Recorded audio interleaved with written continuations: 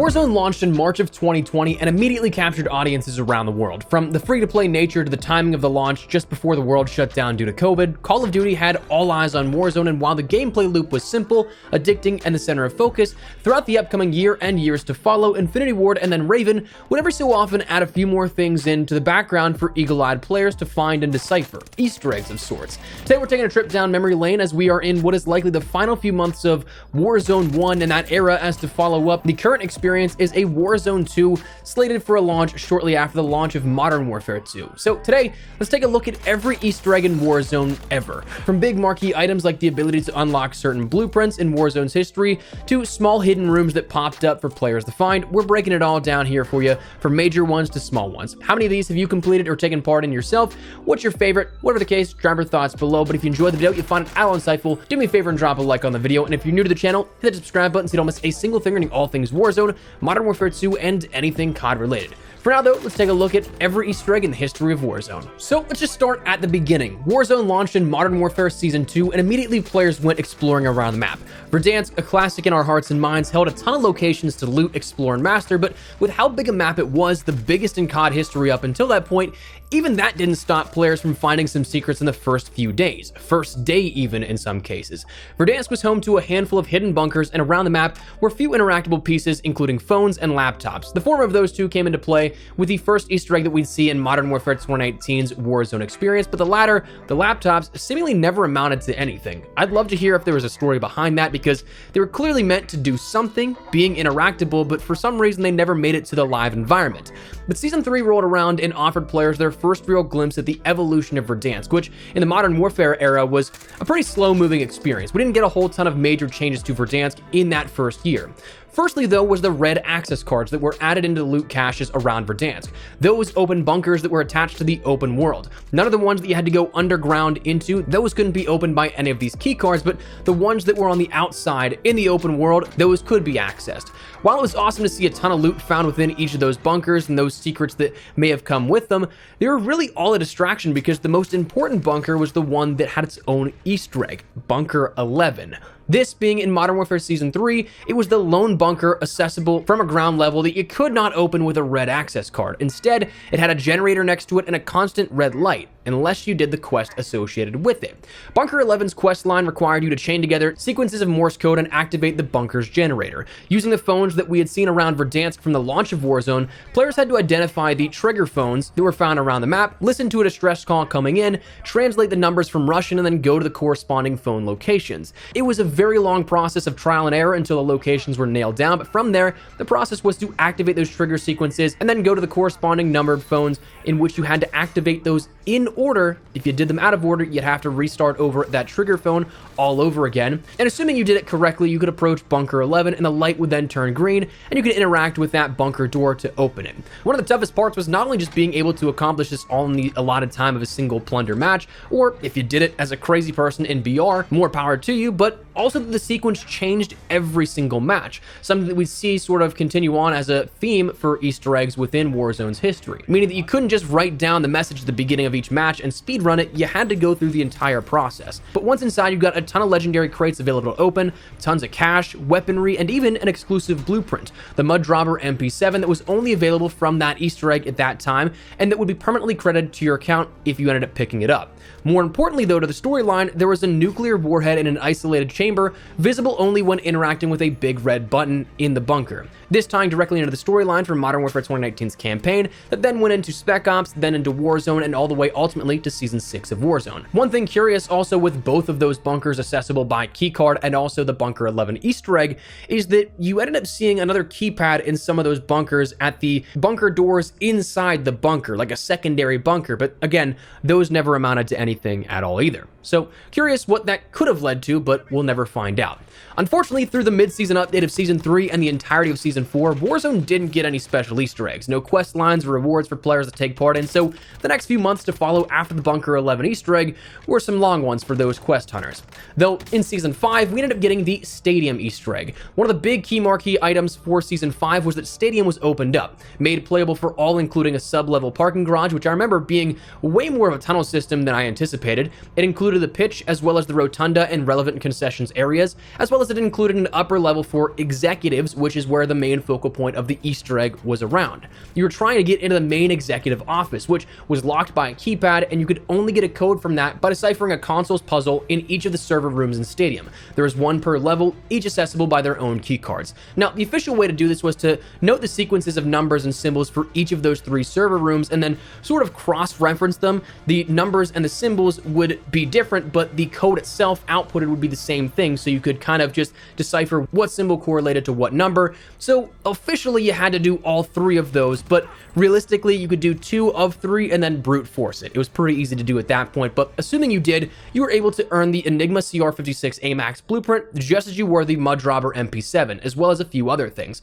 like a loadout drop marker was in there, a fireworks show happened outside and overlooking the pitch if you did, but you couldn't see that from the executive suite for whatever reason, and then a bunch of storyline information was also in that room as well. But come Season 5, that wasn't the only Easter egg that we ended up seeing here. It was the major Easter egg of the season, but also happening in Season 5 was the first promotional bits for Black Ops Cold War. As part of the ARG game Pawn Takes Pawn, across Verdansk there were multiple but smaller detailed rooms that ended up requiring keypads to get into them that had key teases for Black Ops Cold War and the setting we'd be seeing within the upcoming year's title. We saw a shed by prison that included an RCXD, secret rooms in farmland that included Cold War era tech and blueprints for some specific items, but all of it was just part of marketing material for Cold War and the reveal there. Nothing really outside of that amounted to much. They subsequently closed up shortly thereafter, and they didn't give you any sort of account rewards for taking part in them, but an Easter egg no less. Then Season 6 rolled around, in which we ended up getting another major introduction to Verdansk, that being the subway station system. That was added in, our first fast travel system that we'd see in Warzone's history. That of course being followed up in Cold War by the Red Door system, then in Vanguard, and Caldera with the minecart system and the fast travel plans introduced in that level. But the subway system had a couple of different stops you could end up going into, but one was unobtainable to the regular rotation. To get that, you had to reset the entire system and override it to finally then go to the maintenance station. To override that, you had to go to the Capitol building in downtown Verdansk, initiate a lockdown protocol, and from there, you and your squad would be locked inside while gas poured in. So it was a timed quest line. If you didn't complete it in time, you would die. You had to examine images on the console from that computer that corresponded to closer looks at paintings within the Capitol building. So you had to go and find those, and then if you found that piece of corresponding image, you ended up having to relay the sequence order that was on the nameplate of that painting for you or your teammate to input. From there, if you completed it, you would complete the override of the system, and you could go to the subway station, hop on a car, and head to the maintenance station. Once in that maintenance station, that unobtainable stop, you'd be entirely impervious to any enemy attacks. No one could ambush you, no one could get you, you could loot at your own pacing, which was definitely nice. From things like the new Streak of Foresight, offering all gas zone previews on your tac map, for the rest of the game to the specialist bonus, loadout drops, a minigun, and the Bruin Firebrand blueprint, another exclusive blueprint for Warzone players, there was a lot you could end up taking away from this Easter egg. One of my favorites for sure. But that said, that was the excitement for Season 6 in Warzone, but outside of that, we ended up moving further on down the line in the timeline of things to the Black Ops Cold War integration with Season 1. With the introduction of Rebirth Island for Warzone, the Red Room Easter egg was then set into motion. With this brand new map, we ended up seeing in the headquarters building a golden vault that was inaccessible to the regular player. But if you wanted to get in that, you could. To do so, you had to find a briefcase that was randomly placed around the map. In that briefcase, it'd be opened up, there'd be a few pictures scattered that corresponded to different locations around Rebirth Island. And there were quite a few of them, and there were really zoomed in images on locations, so it took a lot of time for players to figure this out. But if you ended up finding those images and where they corresponded to, you could go over to those certain locations and then find corresponding 2 to 3 digit codes painted on the concrete or the environment around it. From there, you'd have to jot down that code, head on over to the headquarters building once again, and then input that code into the Golden Vault's keypad. From there, you could open it up, and then once you were in there, that's the hard part. You could just go and loot, and there'd be a ton of legendary caches, things like durable gas masks, Foresight, and also the Red Room Milano blueprint, which was our last quest-related unlock and blueprint that we could see that'd be credited to your account for quite some time. That was the last real Easter egg, in my opinion, with earnable rewards and everything that we'd see for quite some time. While I know we're just taking a stroll down memory lane and taking a look at all these Easter eggs in Warzone's history, I'd be remiss to say that I think Raven missed some big and easy opportunities to add some really cool Easter egg stuff in that Chapter 2, that Black Ops 2 era of support. Really didn't see a whole ton outside of that Rebirth Island one, and with a franchise that's built on mind games, trippy storyline plot twists, and other things like that, you could have done so much in seasons 2, 3, 4, 5, and 6 and everything like that going forward, but we didn't really see anything of a larger scale like that. However, that's not to say that we didn't see smaller Easter eggs across the Warzone experience, in which we ended up seeing our next one in Season 3 Reloaded right after the introduction of Verdansk 84. Season 3 ended up seeing us jump back in time from present-day 2020 Verdansk to 1984 and a Cold War version of Verdansk. The map was slightly changed, different points of interest, altered points of interest, not entirely brand new though. But in Season 3 Reloaded, we ended up getting a movie crossover with Die Hard as well as Rambo, in which it was entitled the 80s Action Heroes event.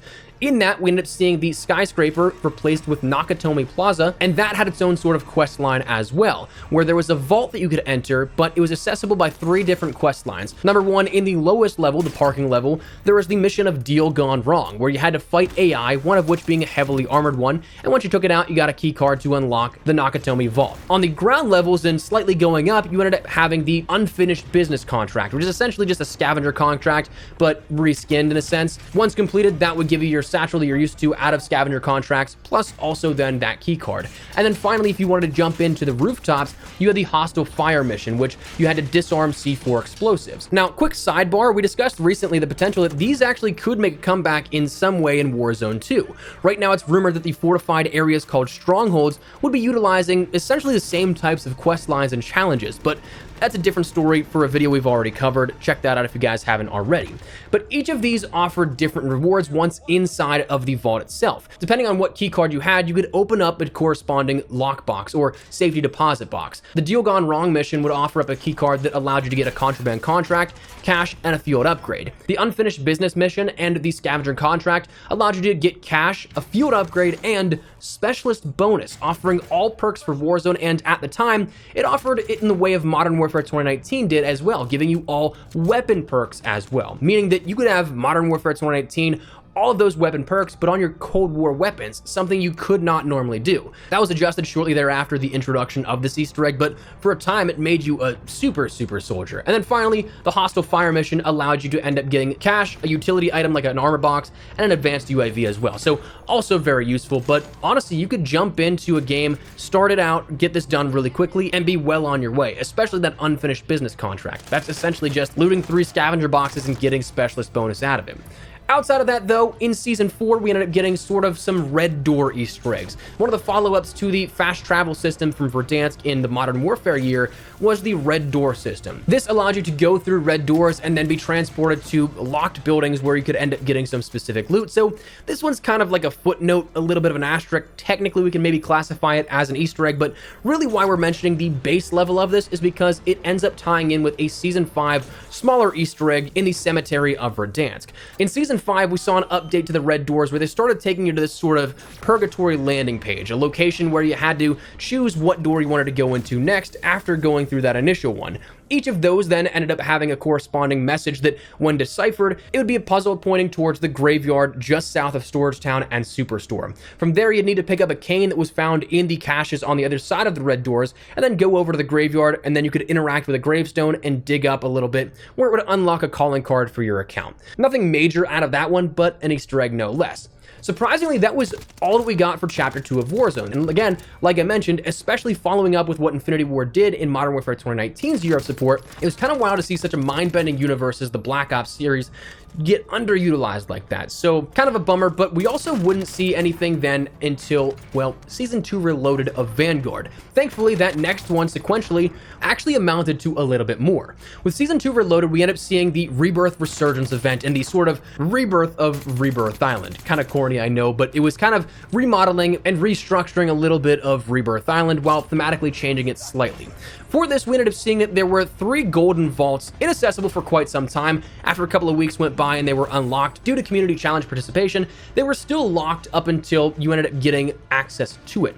You had 1 golden vault embedded in the cliffside overlooking Stronghold, you had 1 being in the basement level of the Nova 6 factory, and then 1 being just over the edge of the decon zone near the water. They each shared a unique game-specific code, again, game-specific meaning that it changed every single game, where to find this code you had to land in prison and search the cell blocks to find TV remotes. When inactive, they were lit up with a red light. You could find it and then interact with all 6, and then you'd start to hear a red phone ringing by the control panel in prison. Once you interacted with that, it would read you out the code necessary to unlock those golden vaults, and all you had to do is write that down and go over to the vault and input it. From there, you could go over to whichever vault you chose, and then inside you'd find a ton of loot, plus also, it was glitched at first, but then it was finally fixed out where you can still do this to this day. You could, for your account, unlock the Wall Combat Shield blueprint. This is the first blueprint that we'd seen in over a year at this point in terms of unlockable content through an Easter egg, so while beggars can't be choosers and wanting a better blueprint for a weapon that isn't the combat shield, it was nice to finally unlock something again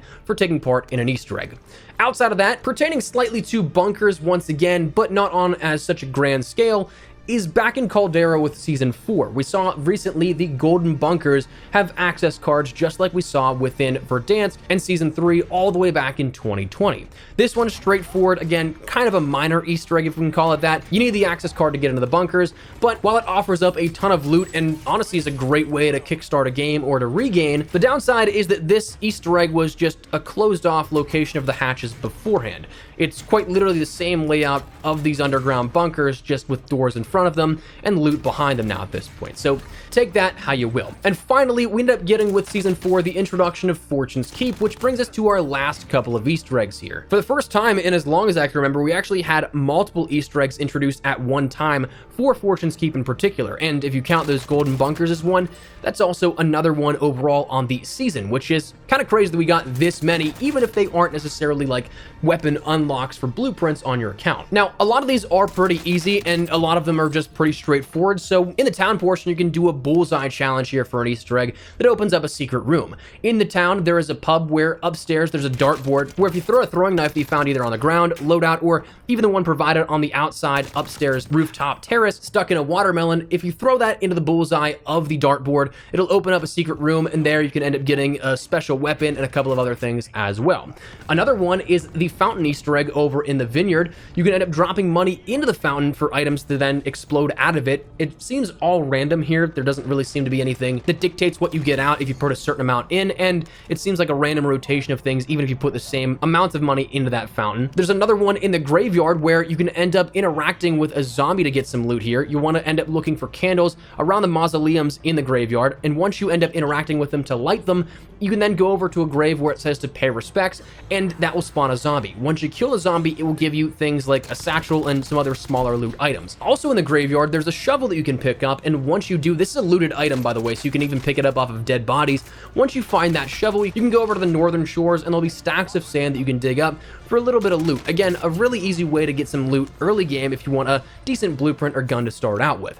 And then finally, the last one here on Fortune's Keep is the wine bottles Easter egg, where you have to find wine bottles around the map, but once you end up collecting 2 of them, you can end up going into the sort of dining hall of Keep, one of the more upper levels of Keep, and in that area you'll see a blank bookshelf in which if you interact with that by putting 2 bottles on it, it'll open up a much larger secret room where there's a lot of different weaponry, a lot of different cash and things like that. So honestly, a really good way to either regain, start out hot, whatever the case. But Fortune's Keep introduced quite a few Easter eggs here, even if they're just more on the minor side of things. But that said, that is every Easter egg in Warzone and where we're at now. I hope that with Season 4 Reloaded here on the horizon and with Season 5 coming sometime next month after that, we'd see at least one more quest-based Easter egg before we shift over to Warzone 2, because I'd love one more like last hurrah for an Easter egg and an earnable item. But in the last 2.5 years, that's what we've had. So that said, hopefully this trip down memory lane provided you with some good memories or some interesting bits of trivia, but that's what we're gonna call it. So